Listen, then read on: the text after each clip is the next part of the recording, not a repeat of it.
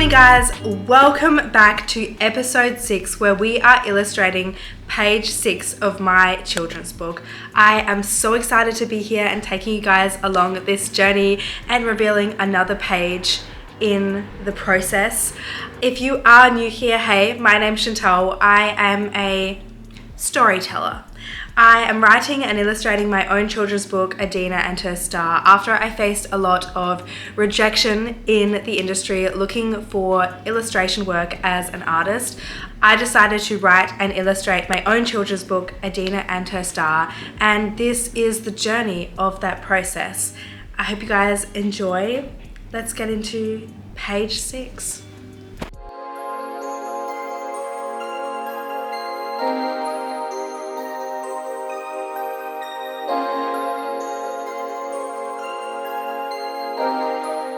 Adena and Her Star is about a girl who has a best friend called Star, and together they go on all types of adventures. However, one day Adena wakes up to realize that Star is missing, and that is the scene that we are painting today. We are painting the inciting incident, and Adena has to go on this journey of discovery to find out where Star is, and this journey leads her to go all over the Australian countryside in search of Star, in places where she might not expect to find him. In the ending, we have a resolution that teaches us about what it's like to find one's own passion, to find one's own soul again. And I think Star can be a symbol or a metaphor for so many things. I don't want to give too much away of this story at the moment because we are just in the early stages, but I think from the feedback I have received, Star symbolizes so many things for people, and I don't want to tell you what Star should symbolize. I want you guys to read the book when it comes out next year and characterize Star for yourself. And I think that's what makes this story so beautiful, is that I wrote it in a way that the young, the old, and everyone in between will interpret the story a little bit differently. That Adena's journey and what Star means will be something completely different. And for me, embarking on this journey, this page has revealed to me my biggest fear as an artist. How do you guys stay motivated with really large and long projects? Because I'm struggling. Every time I want and make time to work on my children's book, I think to myself, no, I've got more important projects to work on. I could be working on like YouTube, I could be working on commissions, I could be working on projects that need to be done now. Thing is, those things don't work, and those things don't work and keep running unless I work on my children's book. But like, you know what was our schedule? Our schedule, we were meant to have nearly 3 more pages done by now, and I haven't even, January's already gone, we're already in February, and I haven't even finished the next page. That is so disappointing.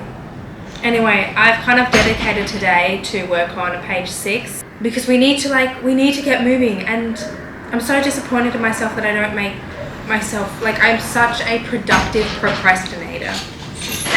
We're working on it. If you are someone that has been following along this journey already, you know that I set myself a pretty hectic schedule at the end of last year to illustrate at least 2 pages of Adena and Her Star every month. And yes, we are already nearly 1 month since page 5, and I've only done 1 illustration. And that really frustrates me because I'm so passionate about this book. Why can't I find the motivation to make it my number 1 priority? Because I am so passionate about this book and the storytelling and the depth of storytelling. In this book, I want to have a lot of depth, both on a physical and an emotional level, that each illustration is an entire world and has its own story to tell. Yes, it is a part of a bigger picture book, but it also has its own story as an individual piece. I want the reader and the viewer to feel as if they could just step right into the painting and into that world and know exactly where they are. And I think a lot of picture books today out there, they have one focus point, they have one object, maybe it's the child or what they're playing with, etc.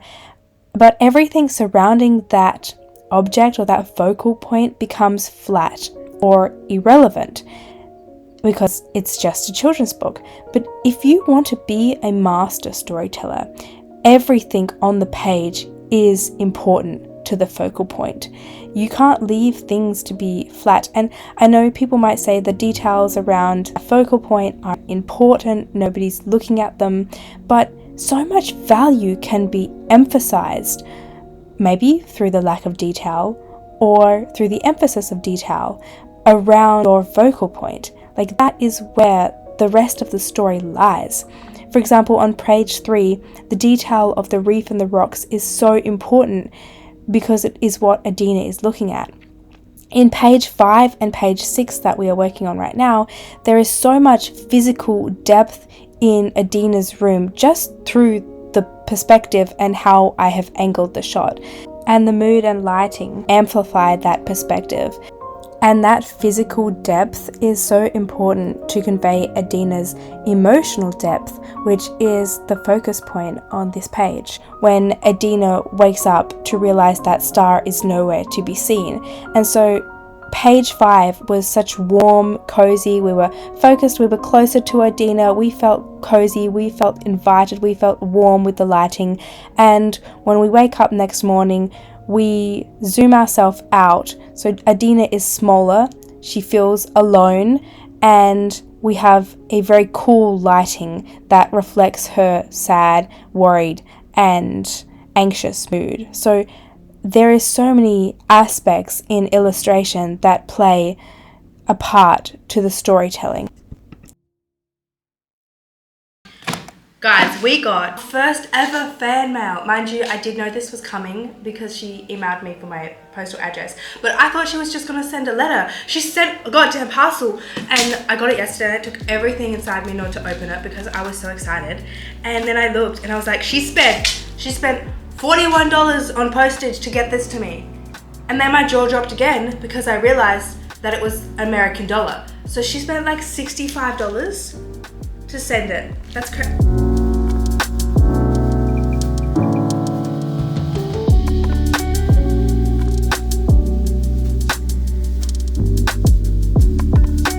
She sent me some American snacks, guys. And a fairy? I love it. This is the cutest thing ever. Look at how adorable it is. We're gonna find like a special place for her because you know what? She's staying with me forever. She's gonna be like my little guardian angel. That is so sweet.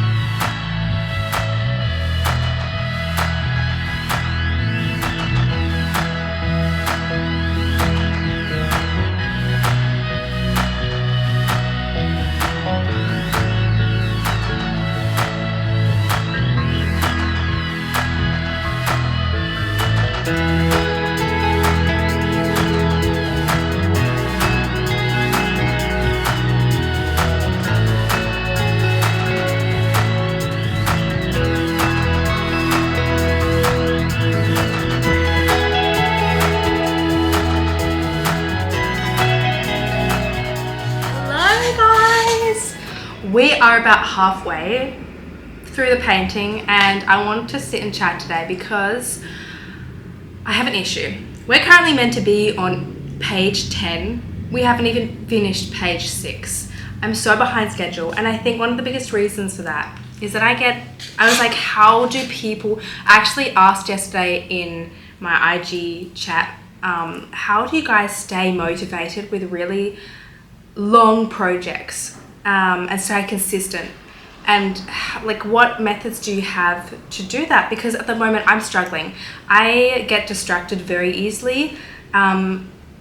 Painting is almost like a meditation for me. So when I am painting Adena and a star, and I have a thought about an idea or a creation or something that I want to learn whilst I'm painting this, I have to stop and I have to do it.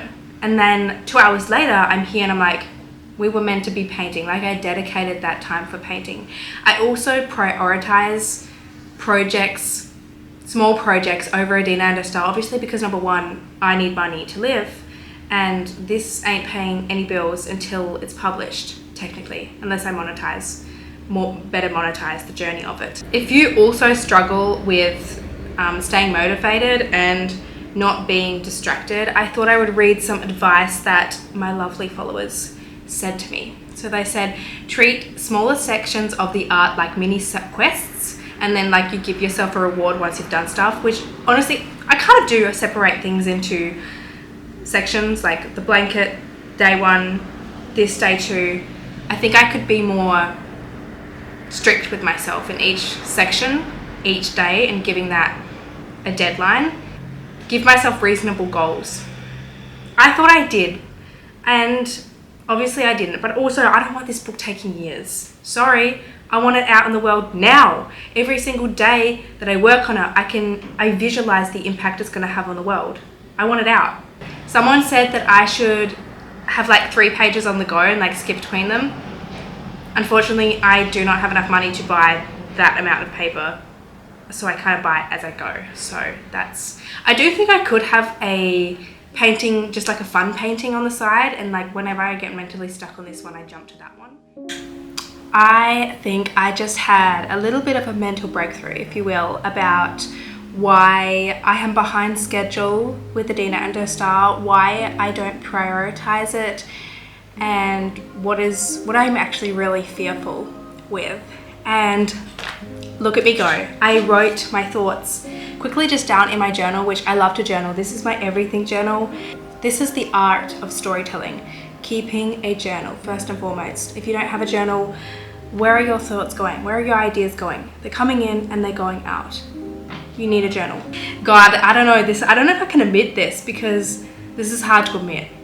And like, I just need to tell you guys, because you know what? I need to come to terms with what is really holding me back, what I am really fearful with, because if I don't solve that problem, this book is never going to be illustrated. I'm never going to take it as a priority, and I'm never going to grow in the ways that I want to and get it out into the world, because my fear or my doubt is holding me back. So we start at the beginning. In order to like manifest your goals in real life, you need to have no doubt whatsoever. Adena and her star is going to have a huge impact around the world, and I just vision her being read by other people, and the way people are going to perceive this story, not just young, but old people, and how everybody interprets a different meaning. And I think, number one, I have the fear that my book won't be understood or as praised highly for its genius work in the ways that I want it to. That sounds so stupid, because I know its worth. I know what I've written, and secondly, I work so hard on this book and it fails. That's honestly the biggest fear I have, is that I work so hard on this book for years, and when I put it out into the world, it doesn't do as well as I want to. So in order to overcome that fear, I am dragging out the process as long as possible. I have a fear of finishing this book, because if I finish this book, then I have to be ready in order to make it a bestseller, in order to have 10,000 copies for pre-order, in order to have the book illustrated in a way that tells the story in the way I want it to be perceived and read. And so I have doubt whether I can achieve that, but that's so silly, because in order to overcome that doubt, I literally implemented a strategy last year. I can't stick to that strategy, and I can't stick to those goals because I have fear in achieving them. We're in a bit of a recurring paradox. I don't know if that made any sense to anyone, and I think that fear comes from my past projects and my past failures, because I always set my goals way too high and I don't achieve them, and then I feel like a failure. So I think that fear of Adena and her star being the same. So how do we overcome that? I think I need to let go of my past failures and treat them as learning lessons for this book in particular, and put everything into this book. And if I can't put everything into this book, if I can't be consistent, if I can't level up each time I do a page, then I'm not going to be able to achieve my goal of the impact I want it to have in the world, and it being a bestseller. I've had another thought that I want to talk about right now. I'm going to slip it in somewhere when I was talking the other talk, and I was thinking why do I view my failures as failures and why I don't view them as successes? And my entire life I've always wanted to be number one, different, special, very, very competitive growing up, and I always wanted to be the top of my class, especially throughout academics, as I was, something that I was even remotely good in, I wanted to be the best at. And obviously it's filtered into my career choices, and opening up my own art gallery at 20, and even illustrating Adena and her star in my art style. I want it to be something people have never seen before, something that's different, something that's extremely special. And that's why why I paint the way I paint. In essence, God, this is being very transparent. I don't think a lot of people talk about their flaws. I don't know if this is a flaw necessarily in this way, but why are we the way we are? And I was thinking about why do I have to be special? Why do I have to be number one, so to speak? And I don't know, maybe it's and I was looking back, and I was it's not my family. My mom never pushed me to be number one or to drive myself in that way, and I wasn't really surrounded by any mentors that pushed me to be like that either. I had no external factors that were pushing me to adapt that mindset. I already had that mindset when I was really, really young, and I don't know where it comes from. This is a part of my personality then. If I didn't really have any external influences that made me to have such a drive like this, maybe it's just my personality. Maybe we just have to blame it on the stars and the fact that I was born on the first day of the month in 2001 in Leo season with the last name Leonhardt. I feel that's too many coincidences. I don't know, one of my goals this year is to study philosophy and psychology more, so maybe we'll have more answers in the next video. Morning guys! Before we do any admin or illustrating, I'm going to start my mornings off in here by doing some journaling and some writing. So that is what we're going to do right now before we begin work.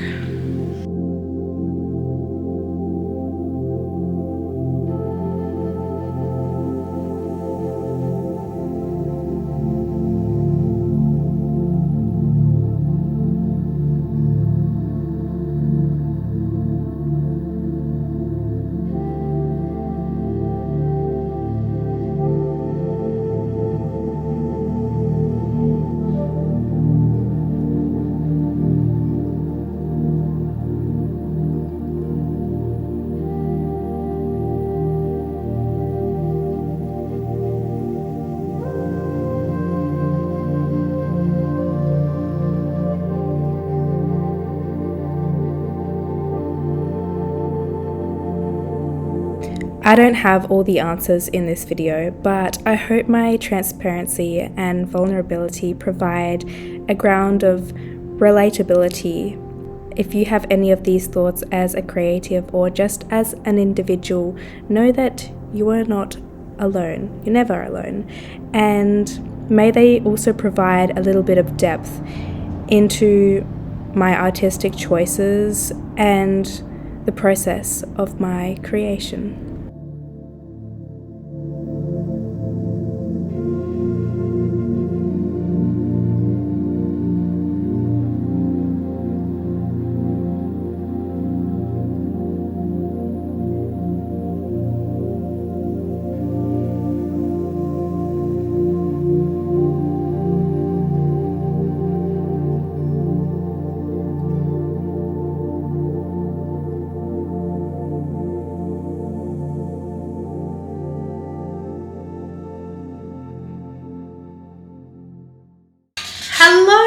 guys, we are finished page 6.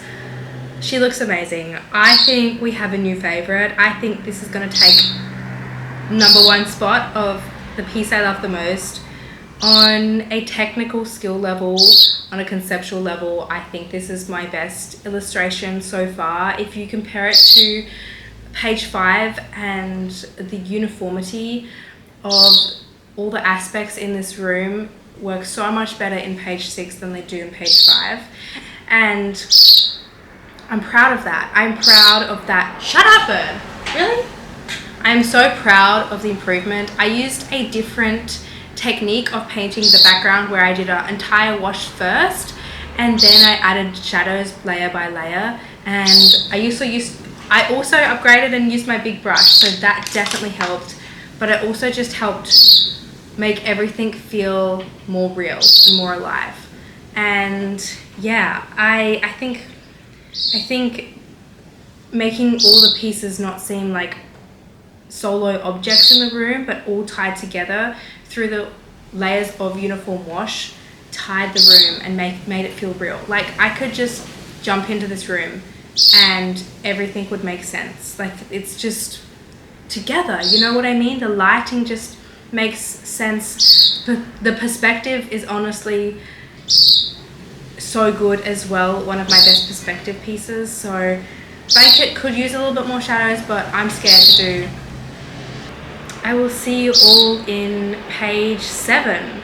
I can't wait to get to page 10, because page 10 to page 30 is where the adventure is, and is where we are in nature and landscapes and outside of this fucking room. No, I love the room. Growing to love it. So I can't wait to take you guys along that adventure, painting some of my most favorite things. But yeah, tomorrow we are introducing another character. Whoa, we're going to introduce another character. That's scary.